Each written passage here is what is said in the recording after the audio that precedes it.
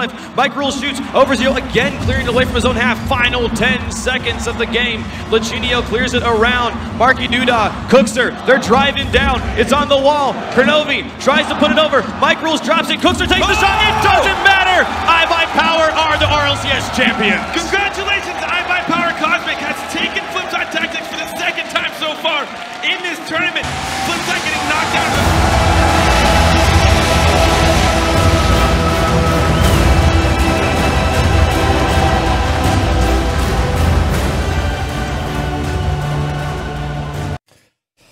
Wow, okay, this is 180 milliseconds too late, the SSA Rocket League podcast, and my word, I'm so very, very excited about tonight's show. So what you just saw there in the opening was the original Psyonix ad for super acrobatic rocket-powered battle cars, the predecessor to Rocket League, released in 2008. And my guest tonight, Kronovi, became an early star of that. And then the second clip was from the first RLCS season, RLCS Season 1, for which Kronovi with iBuyPower was the champion. And this is the context of today's podcast episode is SSA, we're very new into the pro Rocket League scene, and there are players, regular people who have become professional Rocket League players. And in the process, there have been a few things that have happened, sort of behaviors that would be acceptable from a regular player, but not necessarily from a professional player, someone who's gone pro. And when you become a pro player, there's new responsibilities that players may not be aware of in terms of how they should portray themselves and generally behave. They become role models, people who other players are going to come and look out for. And so I wanted to talk to preferably a former professional Rocket League player, someone who's experienced what it's like going from being a regular into a not so regular player, someone who's in the limelight.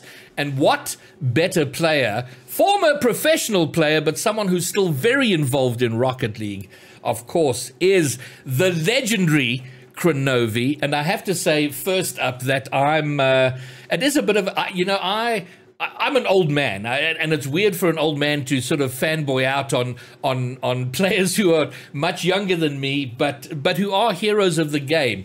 Before I was aware of professional Rocket League or competitive Rocket League, I became familiar with you through your content, and you were sort of hugely influential me as a Rocket League player. So, Kronovi, hello and welcome. Thank you for being here.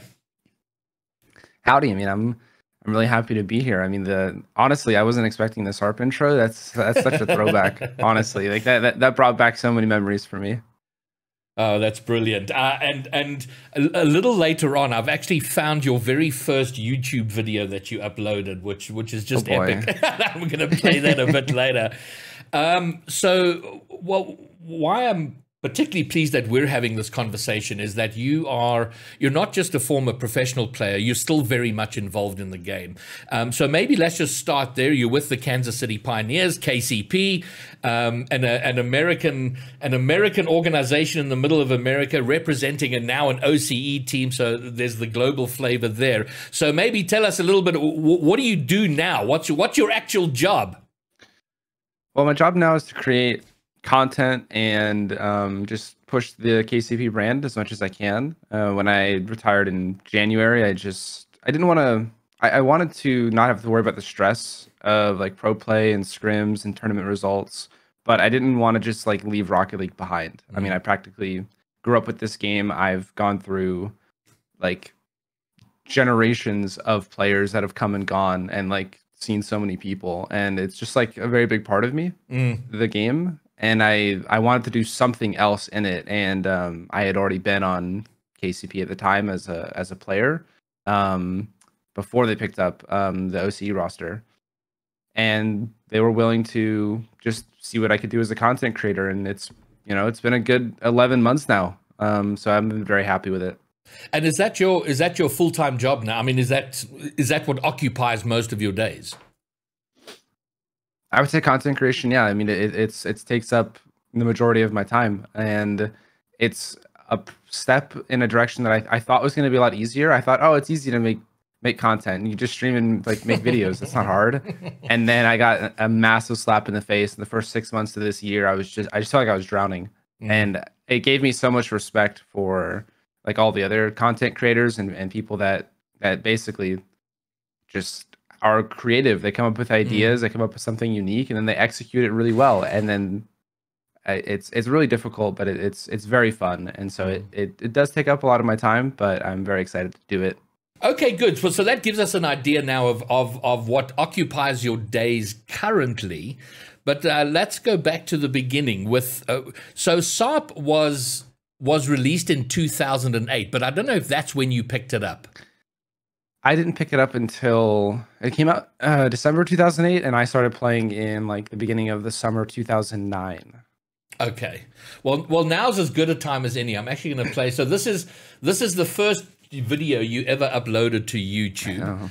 I know exactly which one this is. Yeah. And so it was 12 years ago, back in 2010, and the title of the clip is SARP BC Double Touch Aerial. This is Kronovi. Show it.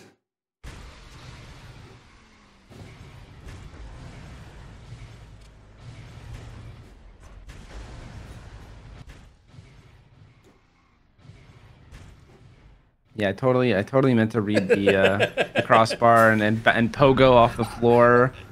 We didn't even have pogos yet, guys. I think I invented pogoing. Just saying. Well, I think that's what I was most impressed with is the pogo that we saw there at the end. Actually, I see that there's still a bit going. You see the pogo here now. There it is. There it is. There it is. And the turtle touch into the net. So what was the thinking then? I mean, you're 25 years old now. So 12 years ago makes you, well, the 13. So what was the thinking? You start a YouTube channel. What was the plan there? So honestly, the only reason I think I ever uploaded anything was because the SARP replay file system had a built-in like auto upload to YouTube. Okay. So you would open up a replay, and there was a button you could hold to record segments. Okay. And it was hard to get used to, but once you got used to it, it was pretty easy to see, like, to imagine what your video would be like. Because it worked just like the way the replay editor does now in Rocket League, but you could just record your clip, and as long as you were signed into YouTube on like this was on the PS3, as long as you were signed in, it would just go to your channel. Wow. And I loved being able to like watch. I think what got me into the game was watching other people's like SARP montages. There were a few players in the scene at the time. The biggest montage maker was Fisher Kid. Some people might remember that name, but he's very OG, and he made just inspirational gameplay footage montages, and I wanted to like be like that. I guess I just wanted my clips mainly for me, maybe to show my friends. I didn't really have many like IRL friends that played SARP, so it was kind of just like for the forums. It was really just like a passion for me, though. That was the motivation behind like uploading my clips. Okay. And at what point did it start to become a thing that you were like, okay, now that's going to be part of what you're doing? I don't really know, because it wasn't until, I mean, if you go way back on my channel, all of the SARP videos, they don't have many views. I mean, they've actually gained more views now that, you know, I started doing Rocket League stuff, because people would crawl back through my channel and basically double all the views every video has. But I did this for like 6 years just because I liked the game, and I liked showing people like some goals that I got, and they never got more than like 1,000 views. And it wasn't really in mind, like I didn't have a career in mind. Yes. It wasn't until like the Rocket League beta montage blew up where that was the realization, oh, this could be something that could lead into a career more than just having a passion for a video game about car soccer. And what was the change like from SARP to Rocket League? I mean, there's a lot of talk now about Rocket League 2, Unreal Engine 5, and, you know, no idea where that stands, if it's going to happen, when it's coming, if it's coming. And I'm guessing there's going to be a similar sort of change. But how different was Rocket League to SARP? It was very different. I mean, I think everybody here that plays Rocket League would absolutely hate playing SARP if they went back. the replay system being identical makes you think that it's pretty comparable and pretty one-to-one. But the ball physics were different. Like if you hit the ball, you would kind of bounce off of it in this weird way. Server connections were peer-to-peer, so one player was playing like as host, and another person, it was as if their car was like a full car length ahead of where you saw it. So you could move the ball around without touching it on your screen. You would just sit behind it and go left and right. It was really weird. And no flip resets. You had to use your flip super quickly, otherwise you lost it. The boost was really strong. Okay. Like rotational velocity on the car was really strong. Bumps were absolutely wild. You'd go flying. So the maps being smaller and the ball being able to move faster as well made 3v3 wasn't a thing in SARP. Nobody played 3v3. It was too big. 3v3 felt like 4v4 in Rocket League because there's also no mid pads in SARP. Like there's only 4 big boosts, not 6. Okay. So 2v2 felt like the big team game, and 1v1 was what almost everybody in like the hardcore community played. Like the dedicated player base was mostly 1v1 focused. That's amazing. And did you like Rocket League when you first, or was the change? Did it take some time to get into? Because once you become familiar with something, we tend to hate everything new. Yeah, the change can be difficult sometimes. And when I first got to test, the Rocket League Alpha went through a few changes, and right when it was fresh, immediately a bunch of people didn't like it. But I believe we had good reason. And I think the physics were too heavy. You couldn't boom the ball anywhere. It was really slow. The game just felt incredibly slow. And it wasn't until a little bit later where they sped the game up a bit, and then I started really enjoying the Rocket League Alpha after the first like 2 patches where they sped the game up. The biggest thing that I didn't realize I had noticed was ball cam.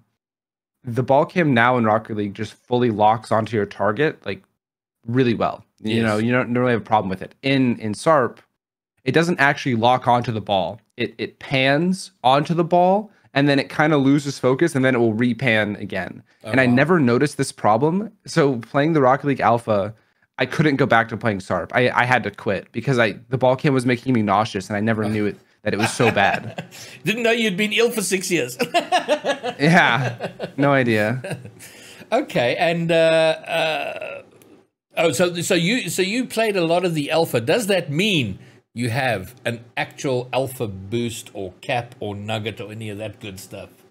Yes, I have all of those items, and they're all like from people directly redeeming invite links to playtest the alpha from me. Oh man, that's amazing. How cool is that? It's not even bought of someone else. Actually genuinely earned. That's incredible. So SARP, you start playing in like 2009. Rocket League comes in 2015, so that's a 6-year period. You're playing. You're still doing content. What was your thinking around playing competitively? Is that something you were swept up into, or were you always sort of thinking, "Oh, I'd love for this game to be competitive and have and compete"? I've always been competitive just throughout my whole life, and SARP had that competitive scene already with the 1v1 system. I mean, we would create community tournaments and create brackets, and there's no prize pools for these, but every single week somebody would have a bracket. We would do some seeding or just random draw, play best of 3s. Usually best of 3s were sometimes even play best of 1s, but we play best of 3 1v1s. Maybe do a single lid, maybe do some groups. The biggest prize pool tournament that we would run once a year, we named it Bionics instead of Psionics because it was biannual. Okay. The theming was very cool. It had this like green 8-bit theme, and there was 4 groups of like group A, B, C, D, and these were people that weren't like the best of the best necessarily, but if you won your group, then the next tournament you get moved into like the big 8.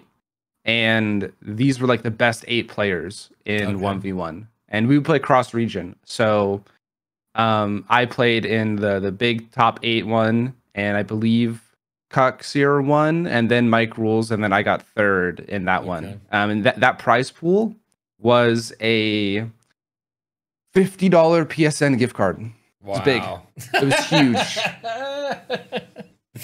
Okay, and what was the? Well, RLCS comes into being sort of around, I think it's July, August of 2016. So Rocket League's been out for a year. How did that, from your perspective, how did that all roll out? I mean, it couldn't happen any sooner. I mean, I was dying to just have more competition in Rocket League and really capitalize on, you know, the competitive spirit I've always had for over the years playing SARP. You know, ESL had existed, the community tournaments like, you know, Rocket Royales, even like the Mocket tournaments, Astro tournaments, stuff like that. They were nice, but I really realized that this game could actually become a full-on esport. Like, I had known for years that watching car soccer and playing car soccer was captivating. That it was hyper competitive. People got serious about this. I got serious about it. I spent years trying to convince people that this game was amazing. And it wasn't until the refined Rocket League came out where it became so much more accessible to everybody, and everybody saw the truth that I saw with this game. So I was ecstatic when they announced the RLCS, and I mean, I gave it my all when it came out. And at what point, I mean, were you at this time starting to think of it as a career? I mean, because it's an interesting time for you, because by 2016, I'm trying to think how old you are by this point. You're sort of 17-ish, 17, 18, 19. I mean, so are you thinking career, or is it just having fun and there's other career options? Where are you at from that perspective? I'm definitely looking at it as a career path.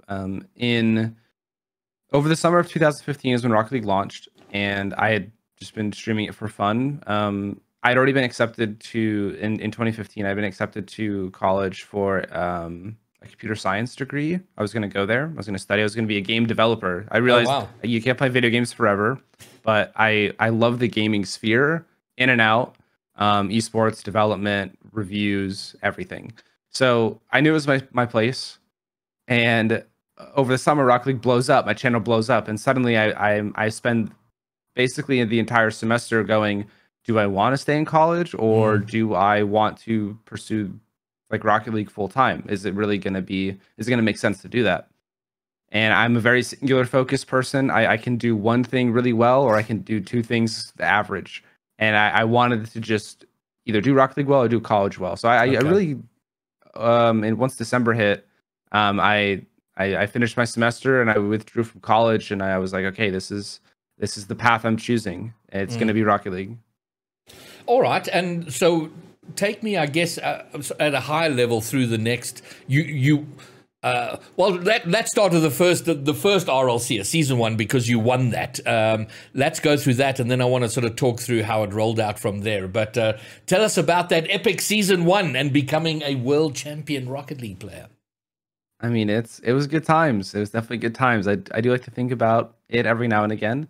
But I mean, the format was the old, you know, round robin league play system, and then that would feed into a playoffs, and you'd get points. But they season 1 was kind of weird. They split it up into they had 2 splits, and the first split, I mean, we dominated. We did really well. But the second split, we ran into problems. The team at the time was me, Gambit, and Lichinio. And for whatever reason in split 2, we were just not playing well. There was a little bit of team tension. It was kind of rough, and we went from being first place to being 5th place in that season. We didn't even make playoffs, so that's why our seeding at the World Championship sucked. We were like 3rd seed, even though we were very like a strong team. So we had a lot of team issues, and that was when the hero, the sub Overzero, stepped in for Gambit. And that month, we had a month to, thankfully, you know, in the current day and age, you get no time to prep for anything. Yeah, Rocket League is just so busy. But we had a month between playoffs ending and being at the LAN in California to play our first match. And we knew that it was me, Lichinio, Overzero for the event. And we probably spent an entire month. We realized that we may be at a disadvantage right now, because Overzero was not he was not like a SARP veteran. Me, Latch, and Gambit had all played SARP together for years, so we were all like quite good mechanically.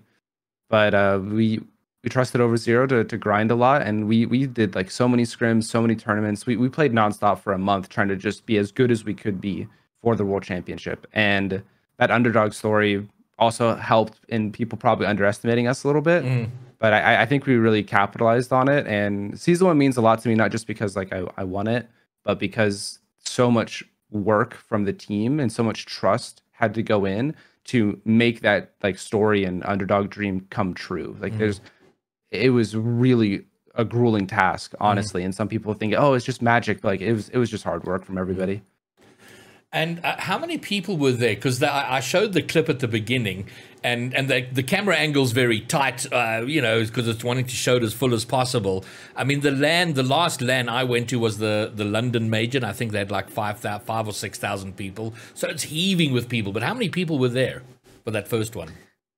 I would say maybe 500. Okay, wow. There was like a auditorium floor and the balcony level, but it wasn't that big. I would say max 1,000, but probably less, probably about 500. Okay.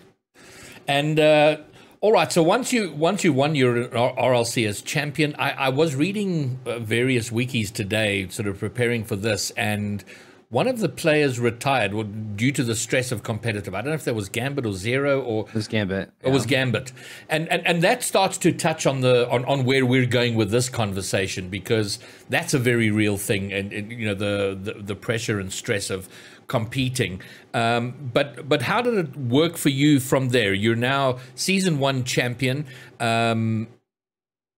And then you retired officially, so that's 2016. You retired officially at the beginning of this year.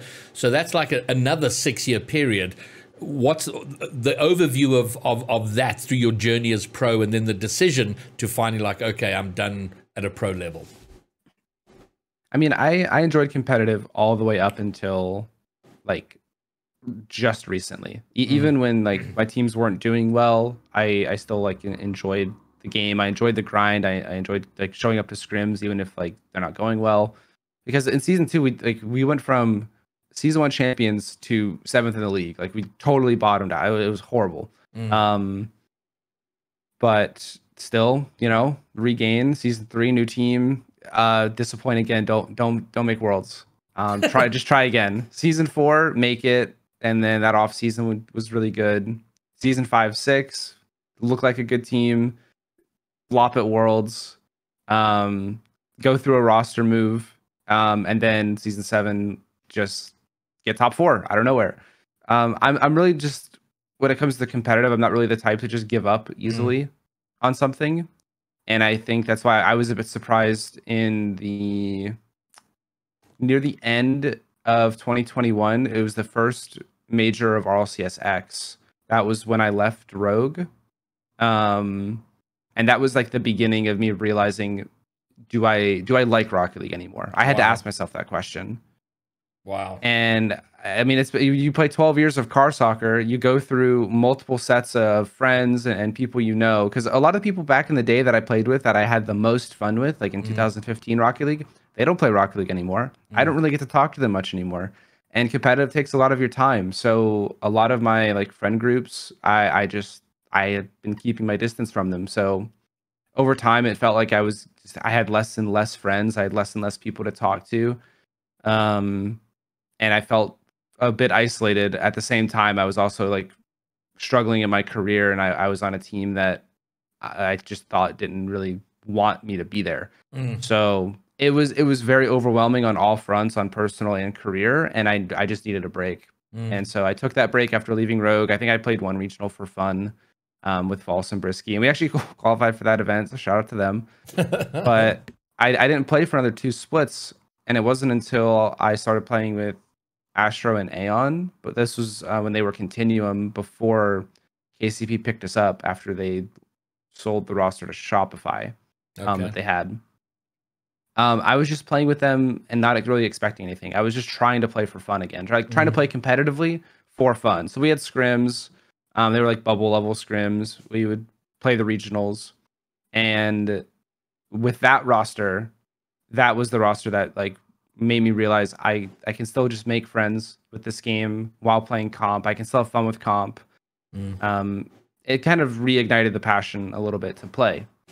And that was when KCP picked us up, and we had just had a really long off season and kind of nothing was going on. So KCP picked up a new roster, and that was kind of like, okay, now we have to find an org again. Do I really want to go through all that work? And that was where I decided to substitute for the KCP roster.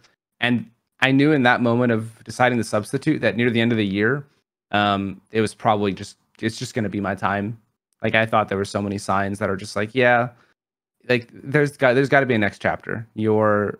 I'm contemplating, do I really like this anymore? And right as I think I've got that back, like, now I don't. So just the universe is telling you there's a next step somewhere. Go find it. And the more I leaned into thinking about just being a content creator, the more I liked the idea of it. And I guess I was always a little bit afraid to leave competitive in a sense, like not maybe afraid to retire, just because, you know, I know a lot of people would have something to say about it, and not everybody has nice things to say. So I would rather slog it out through competitive than let people call me retired and washed, not just washed. Okay, so now you sort of you retired in January, so that's almost we're coming up to a full year. So there's been some time, and as you look back, and your sort of 16, 17-year-old self getting into competitive, are there lessons that, given the opportunity, you would have liked to have shared with the younger version of yourself going into all of this?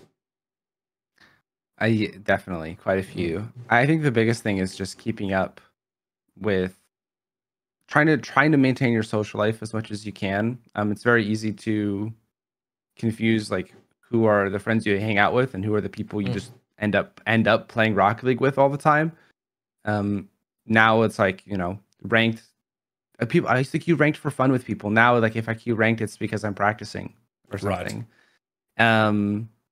And I just like never went out with any of my friends, really. It wasn't until recently when I like stopped playing competitive as much or taking it as seriously that I got to reconnect with like my friend group from high school and college and actually start to like see them. And like they had just, it was almost like I had gone like years without like knowing anything about them. And now like they're a core part of my daily routine is like to talk with them on Discord or hang out on the weekend or something. And that social interaction is just, it's really important. And I kind of just like threw it away by following Rocket League as hard as I did. Cause I also moved out of the state. I was just moving around a lot. And what were so that's big. And I mean, I'm not familiar, obviously, with your family situation and what kind of support there was there, or what dynamic there was with you being involved with esports. I would consider myself lucky. Esports was not. It was like getting there, but it wasn't as big as it is today. Yeah. And so telling my parents, "Hey, I want to drop out of college to play car soccer," you know, that game that I would stay up too late playing, the sequel to that game. Can I leave college for that? And you know, I talked with them about it for a while, and they helped me look at all the numbers, all the reasonings, looking at option A, what the career path is in college, option B, what the career path is in esports. And at the end of the day, they said they would just support me in whatever I did. And I chose Rocket League, and they have been behind me ever since day one. So I'm very, very lucky to have the parents I do have. That's amazing, and that is enormously helpful, I think, given the context of where you were and what you were trying to do.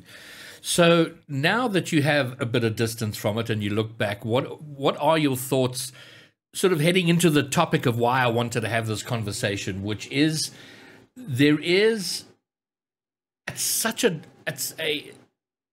a huge transition. It's a fundamental transition for someone who's 16 or 17 years old who like you all those years ago playing Rocket League for fun, got some mates, and is very good at it and stands out amongst their circle of people. And then you land up joining a six-man's and you realize that you're actually very good and you've got some potential. Then you go pro, and now in South Africa, the sub-Saharan African region, Rocket League was probably more like the old SARP days than anything else, just because there was nothing really to play for.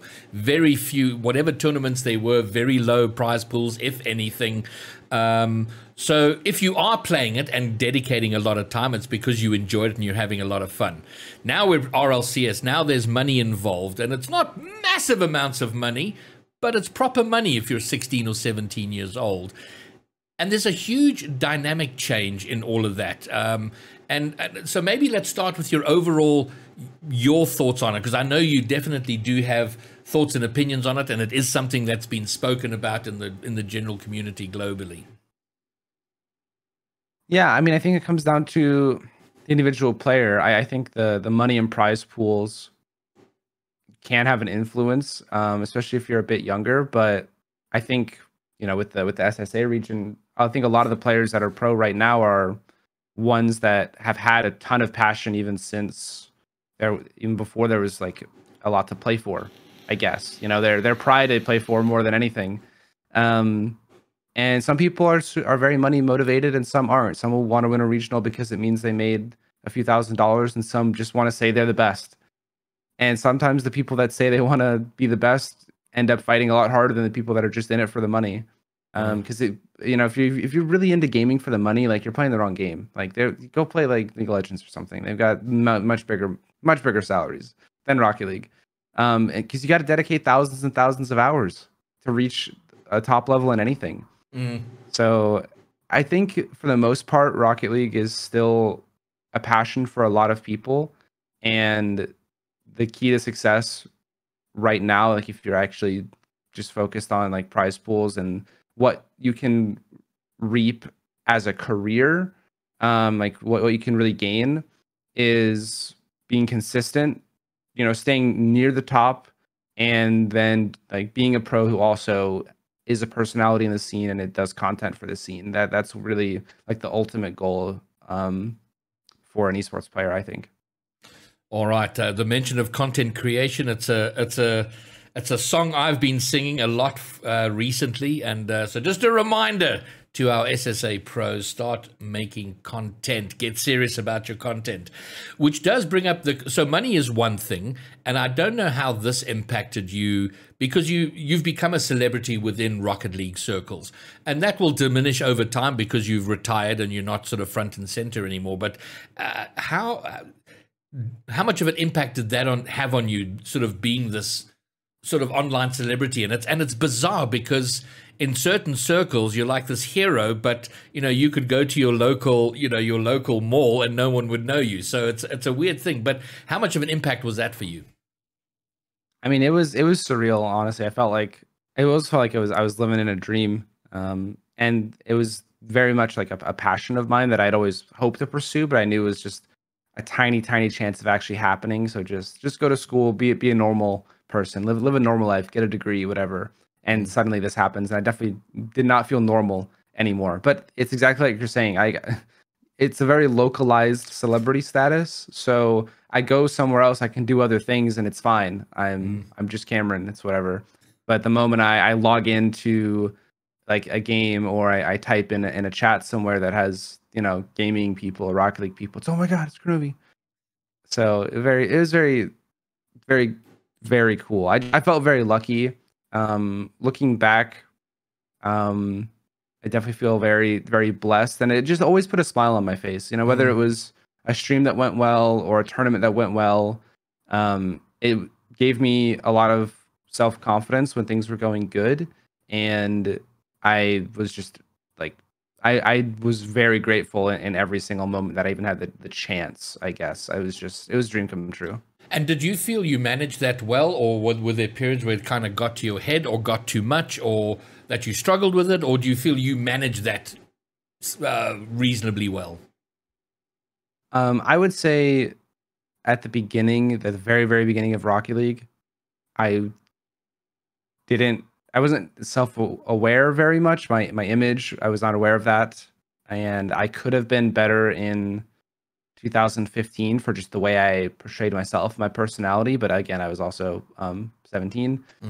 So it was a bit difficult. And it only took me until the beginning of 2016 where I realized, like, I was watching some of my stuff back and I went, oh man, I don't like who that is in 2015. Like, I don't like that personality. I'm going to change that up a little bit into something that I would rather be. And I think for the most part, I did an okay job with what I was trying to achieve. I wanted to be, I didn't really have anyone else to look up to in esports, and especially not in Rocket League. At the time, I was probably the one that everyone else was looking at, and that didn't really leave me any examples to go off of. So I had to just decide, okay, this is how I'm going to do it, and hopefully people like it. Hopefully in the long run, people see that, you know, I'm trying to be a leader. I'm trying to not be, you know, not like toxic, but I always wanted to try to stay humble, stay wholesome, stay as positive as possible.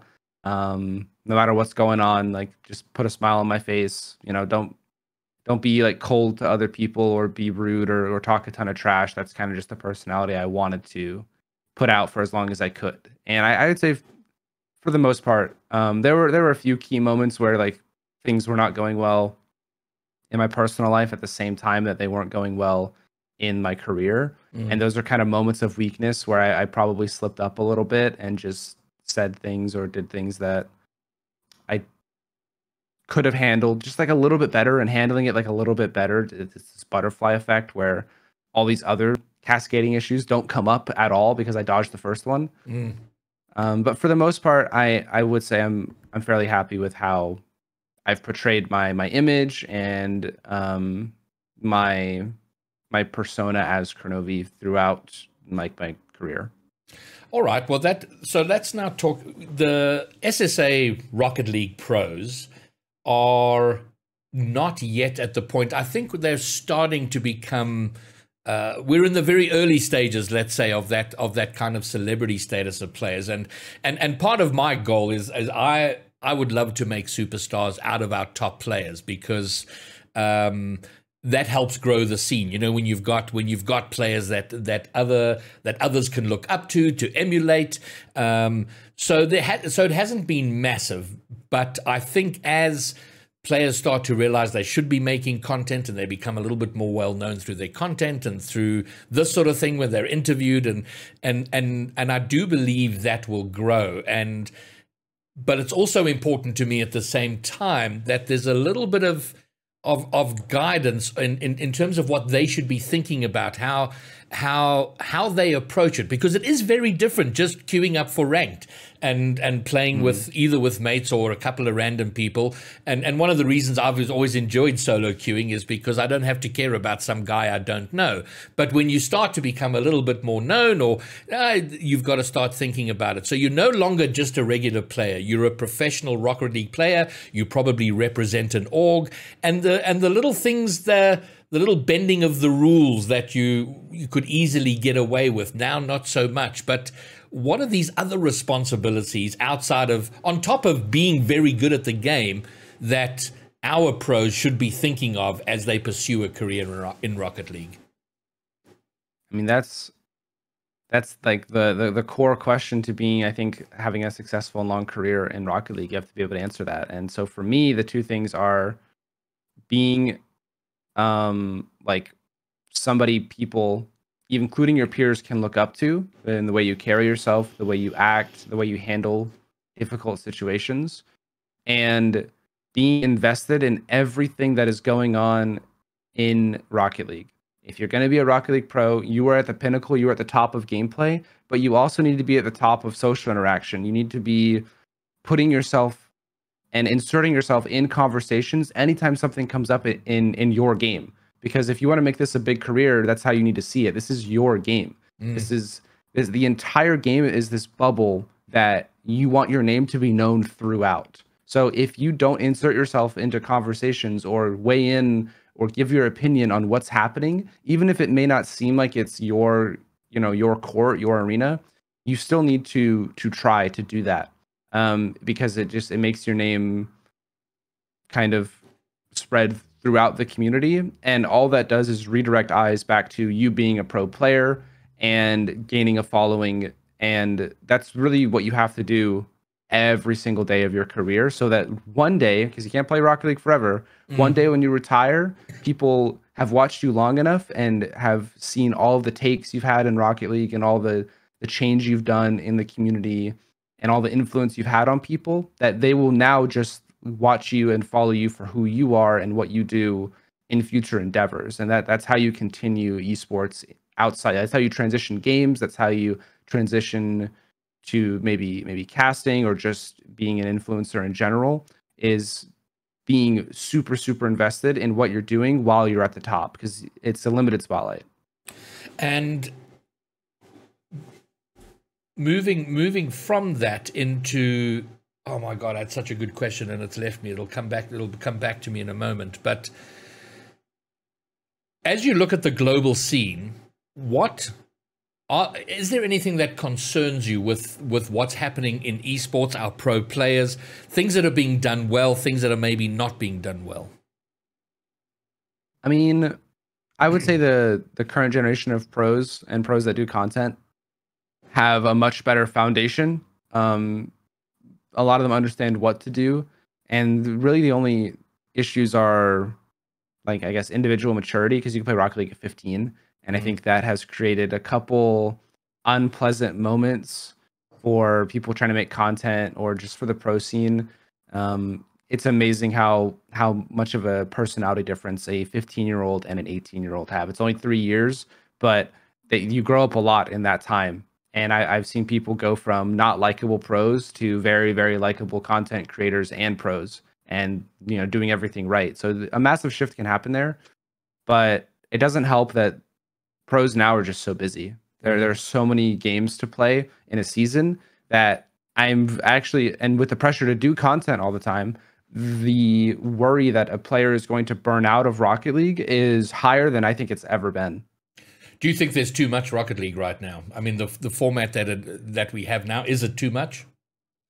I think if you're trying to watch everything, yes, because I already struggle to watch 3 regions, because I watch NA and EU, because those are the games I'm actually very interested in, because I think they're the highest level regions. And then of course I love watching OC to support KCP, and that doesn't really give me a lot of time to watch. Oh, everyone's talking about Mina and Sam and SSA and APAC. There's so many storylines going on that unless you're at your computer or your desk 8 hours a day, it can be difficult to actually keep track of if you're a big fan of everything. So, and there's just so many games played. I really think it's too much Rocket League for one person to handle, and even too much Rocket League for one pro team to be playing without adequate breaks between splits and between seasons.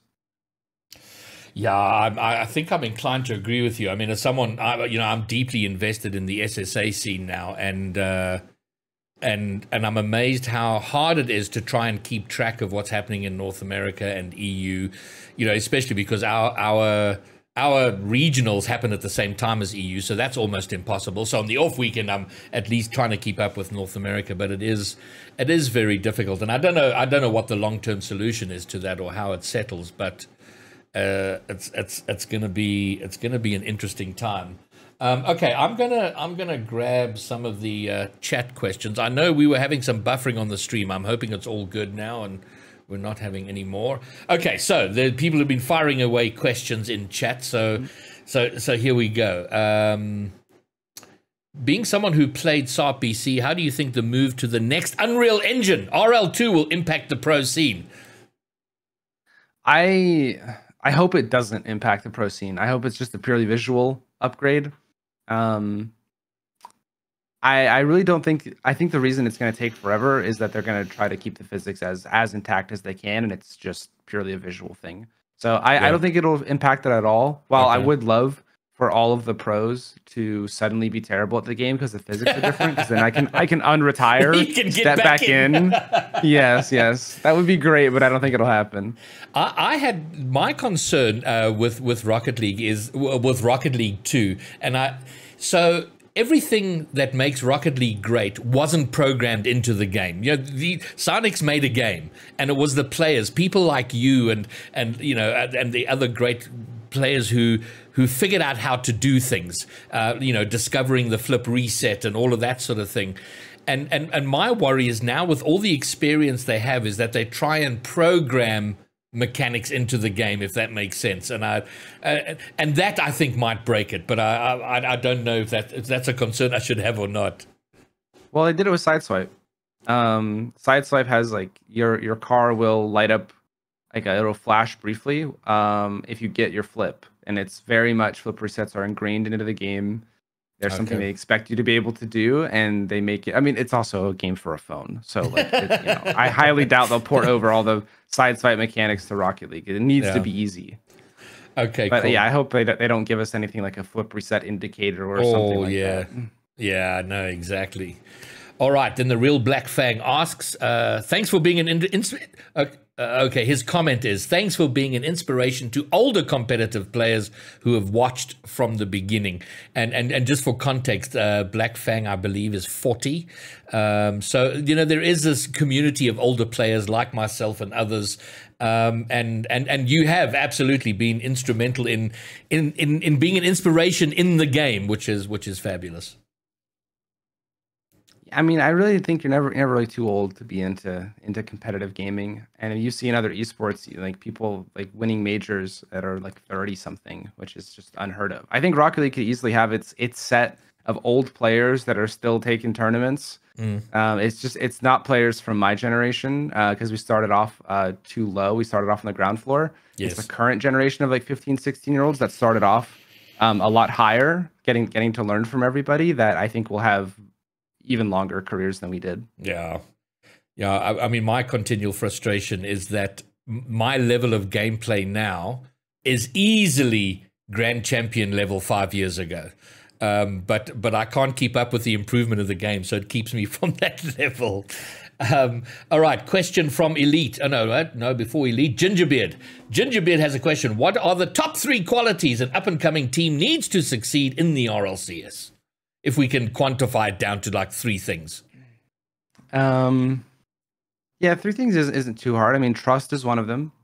That you need to be able to rely on your teammates on and off the pitch. If you don't trust them, you might be worried you're getting kicked, or you might think they're going to miss a ball, or that they won't get the pass to you, and you kind of have to be all in.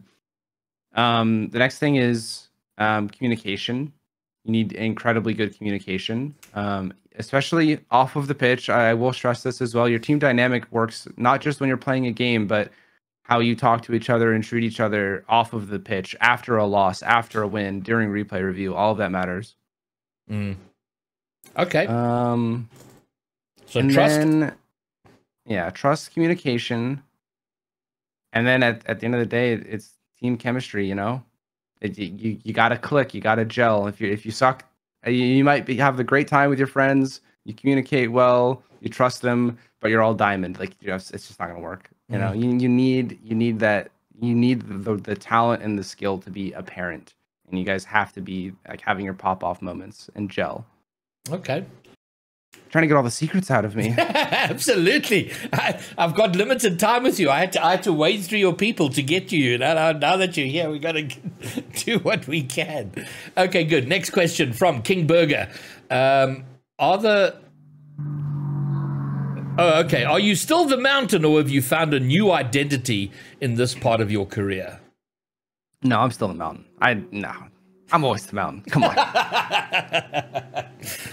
Brilliant. The Mountain remains the Mountain. Brilliant. Hot Zen Monster. Now, Hot Zen Monster is one of my peers. He's, I think, now 53 or 54. So and he lives in Florida. So his question is, how much are you actually playing these days? Do you actually get to play Rocket League, and are you enjoying it? Yeah, I still play quite a bit of Rocket League. I travel and kind of go out a bit more. I'm not at my desk a whole lot because I don't have to worry about scrims every day. I think I'm sitting on like 40 hours I usually don't dip below 20 hours past 2 in Rocket Okay. League. So like at worst, it's 10 hours a week. But I occasionally will still put in like my old scrim hours, and it's just all in ranked. So I still play a lot. I still get to play in like top 100 lobbies all the time. That carries me forward every single day, knowing that I beat a current pro in a ranked game and he lost to some retired old man. So that really feeds me. Oh, that's fantastic. Brilliant stuff. And then what is your dearest memory of your career as a pro player? I've been asked this question just in passing from a few people, and my favorite memory is really hard to pick because obviously the season 1 story, it's the first one I ever had, and it's a magical run, but it's also got a lot of hard work, and I'm very proud of it. There are just so many moments because everybody in Rocket League is so amazing. Sometimes just meeting someone for the first time as a pro and like, you know, seeing them across the stage, playing them and having the respect for them. That sticks out in my mind as one of my favorites as well. But if it's not season 1, then it's got to be the E-League win with Rizzo and JNaps, because we had been putting in a lot of effort into that team. Like we had struggled so much, and then we finally got that international win. And so the next question from Jay is, you have one of the best in-game names in the RLCS. I don't know how familiar you are with SSA, but I don't know if you've looked over the rosters and if there's a name that caught your eye, like a cool name. I mean, I rate names more on obscurity or uniqueness with background. So I don't know a lot of the backgrounds of some of the names. So I'm not super familiar with the backstories of all the names in SSA. And I think that's a big thing for me, is either the backstory of the name or it just being really obscure and random and funny. And so the favorite person in SSA that for me, name wise has to be Happy Meal, because it's hilarious. So if you missed that, Happy Meal is the name because well, of course it is. It's just getting scored on by Happy Meal is just, it doesn't sound great. It's like, oh, I got scored on by like somebody with a cool name. Like, nah, this is Happy Meal just scored on me. Okay, brilliant. All right, and then from Quaster, the question is, how long do you think it'll take for the SSA region to become competitive with other regions? It's a good question. I mean, I tend to rate, just because it was an isolated region for a while, I think the rate of improvement for SSA and APAC will be similar. And from the games I've watched from both regions, I think it's only a matter of maybe one more Worlds before we start seeing these teams like just taking games off of top teams. Okay. Whether or not that's because top teams have been beating them for years and underestimate them and they finally get like their underdog chance, or if, and this is what I would love to see, is SSA teams just like boot camp in major regions, just to like bring some knowledge back, because that really doesn't help that you're a region that kind of starts late into Rocket League and doesn't get to practice globally, because North America and Europe can play against each other, and the MENA region gets to play on Europe servers. It's not amazing, but they can if they want like that extra little practice. So, I mean, South American players can play on North American servers. It's not great, but they can get some practice. And I feel like it's so difficult when you're an isolated region that it would require help from like an org to be constantly boot camping internationally if you wanted to compete at the top. Okay, and then question from Elite. His question was, at what point do you no longer get nervous before a big series, if ever? If you think about your pro career, were you always tense and nervous, especially if it was on stream, or do you eventually get over that? So, in my experience as a pro, you don't really lose that feeling of being nervous before a match. Everybody gets nervous.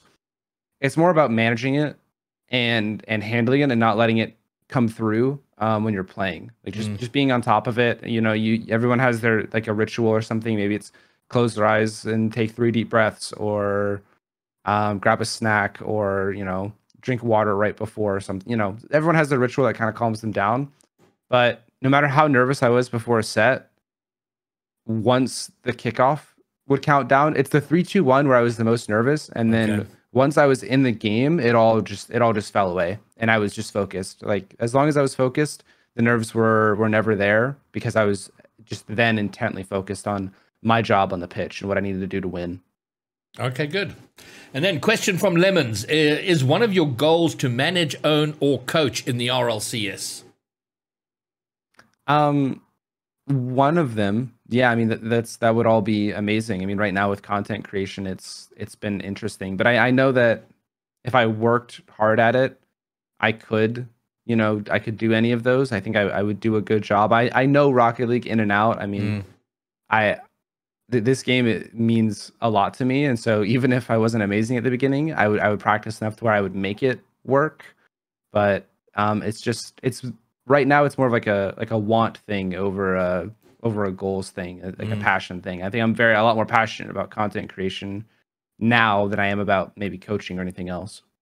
Okay, so look out for coach or owner Kronovi in the not too distant future. And then Gingerbeard again. What kind of coaching did you receive for the mental side of playing Pro Rocket League early on in your career? And how has that aspect of coaching changed between your time and now? Well, early on in Rocket League, coaching wasn't a big thing. So it was more looking to my peers for advice, or kind of like being my own coach. People are spoiled now. They have top tier coaches that know everything, all the right things to do, and we didn't really have that. So it made it difficult once coaching became a lot more popular for me to be coached. I guess not that I'm uncoachable, but that as a player, I kind of already had the coach mentality, because I needed to be able to identify what was going on and tell myself how to improve if I needed to.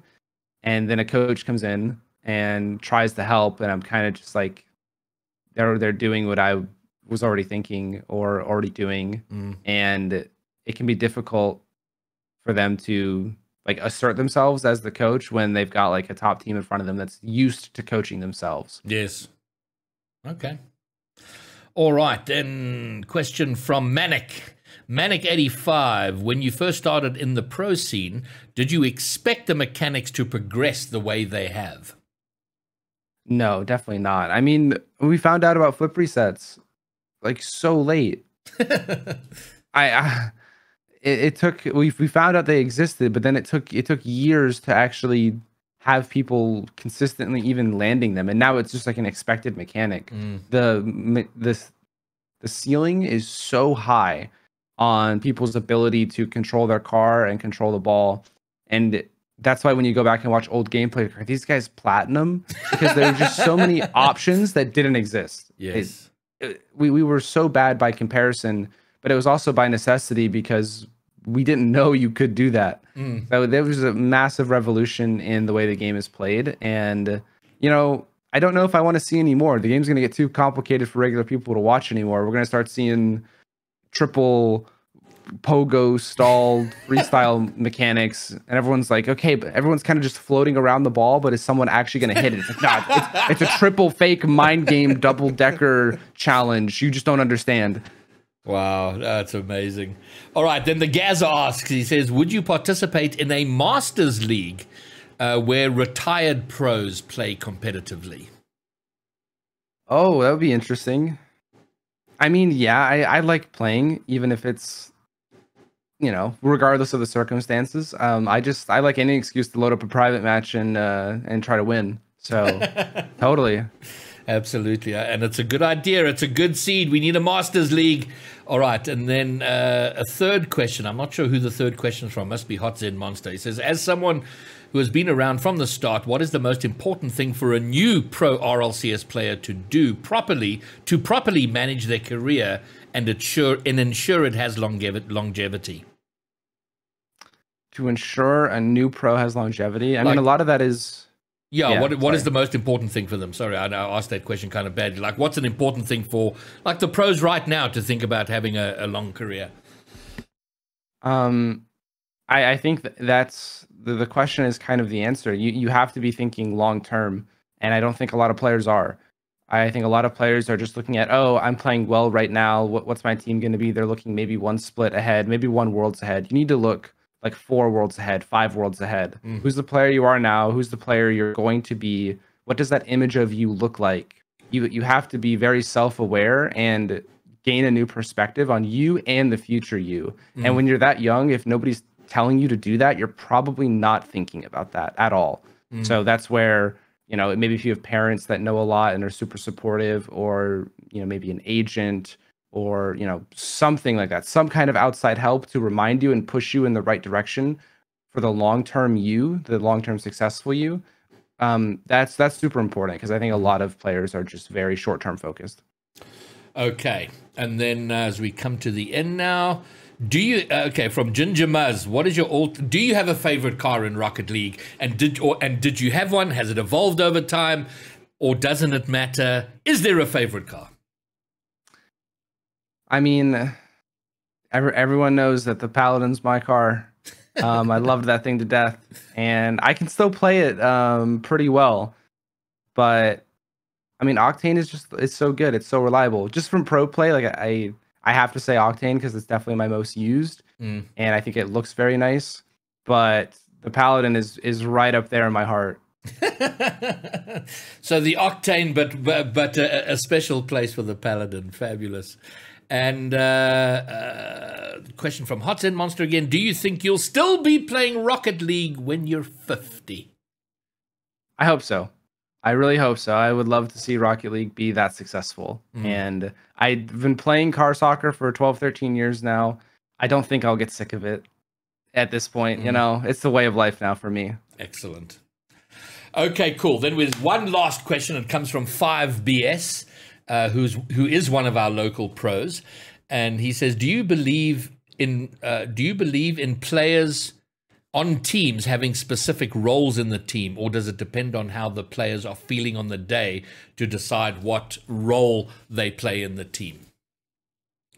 I don't really think they're in the current meta of Rocket League, roles are a big thing. You kind of end up in positions, but you have players on teams that the top teams need to be good at all three.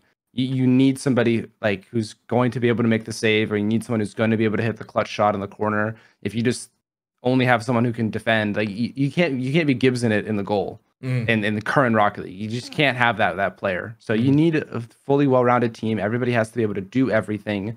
Players will have their tendencies, and it's why I think teams like V1 are a total anomaly in the scene. Like Torment, typically always somehow farming up these saves and being the third man.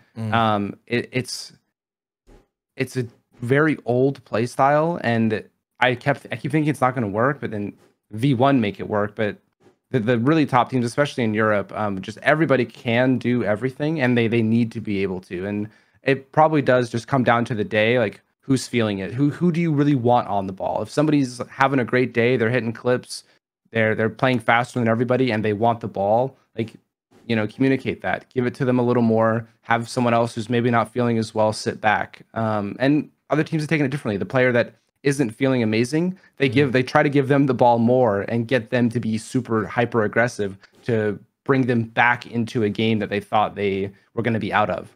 So I really think it's more of a spread of roles, and everybody needs to be well-rounded. Okay.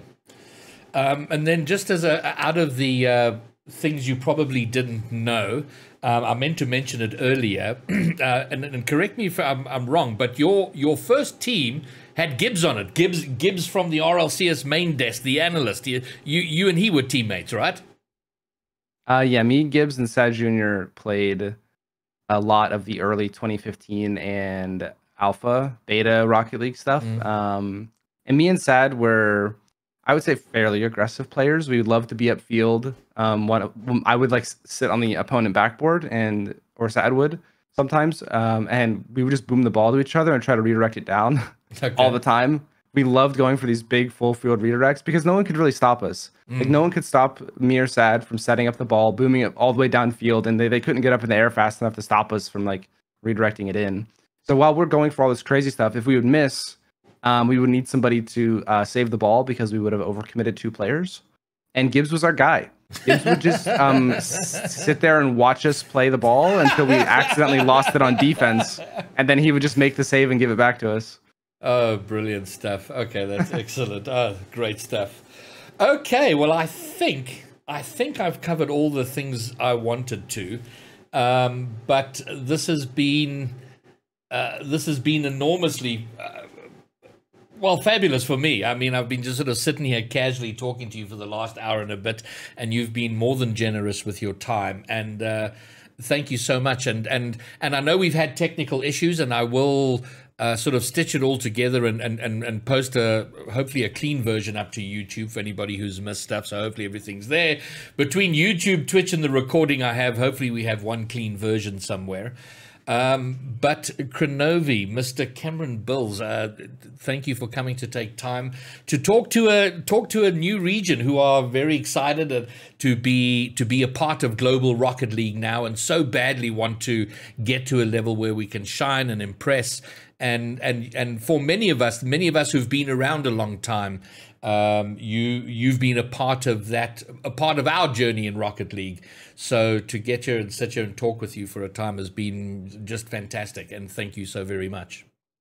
Yeah, no, I'm very interested to see how SSA does as time goes on. I mean, you guys are part of the RLCS Rocket League family and then the whole circuit now, and you know, the questions have been fantastic, and getting to chat with you about just a lot of honestly very important Rocket League topics has been a real blast. So thank you for having me.